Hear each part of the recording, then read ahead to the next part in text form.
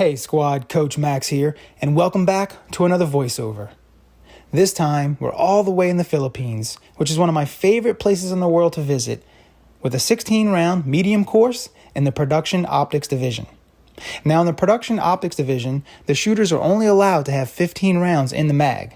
With this being an unloaded start, steel, and plenty of movement, we're going to see a reload somewheres on the stage.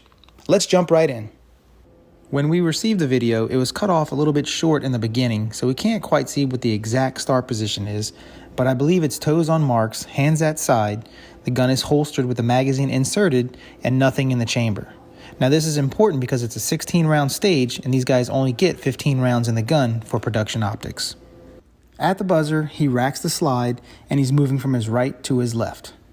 Now while he's moving from right to left, he's going to keep the muzzle pointed in a safe direction, but take notice to his trigger finger. It's kind of curled inside the trigger guard. It's not necessarily on the trigger, but it's curled going toward the trigger.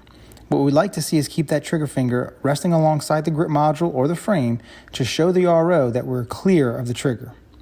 Now while he's approaching this next position, his hands are going to come together and his exterior foot or his trail leg, being his right leg, is going to pivot toward the target. His left leg comes in and he's going to slide that right leg open to get his sector of fire where it needs to be for the target and the plate. He's going to utilize a hard exit coming out of this position after shooting the plate and go straight into shooting on the move on that inside target that's low in between the barricades. As soon as he's done that inside target, he's going to roll that into a short burst movement to open up his hips and square up his sector of fire or his natural point of aim to the inside target. Now take notice that as he's shooting this inside target, his first shot is no problem. However, we're going to pause it right as he goes to fire his second shot. Take notice to where his vision is.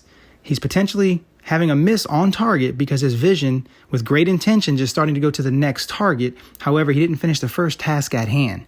We must see that sight lift on the second shot before we exit our vision.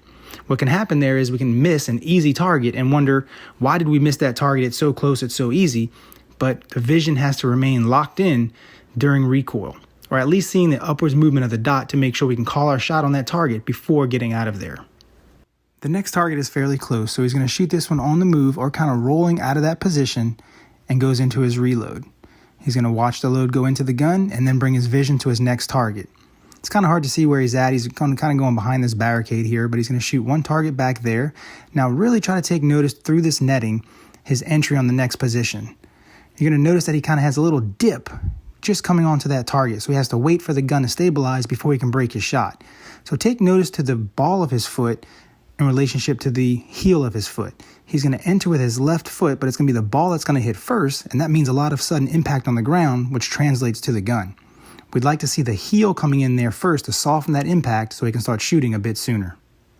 He has to use somewhat of a hard exit out of this position, and it's not because the target is that difficult, it's simply because of the vision barriers that are keeping him there as he's not able to see that target on the move. Now he does get to that last position, and as he approaches that last position, the gun is coming up on time, but watch his right foot how it opens up his sector of fire. Not only for that first target that he's engaging, but for the long transition to the steel, he does not have to move his feet, which makes it a little bit easier to get to that back plate. So guys, just a couple of quick things to pick apart in this video. As we enter positions, make sure we do so with a heel-toe fashion to soften the impact, and let's keep our vision on whatever target we're engaging until that dot lifts, and then we can exit out of there.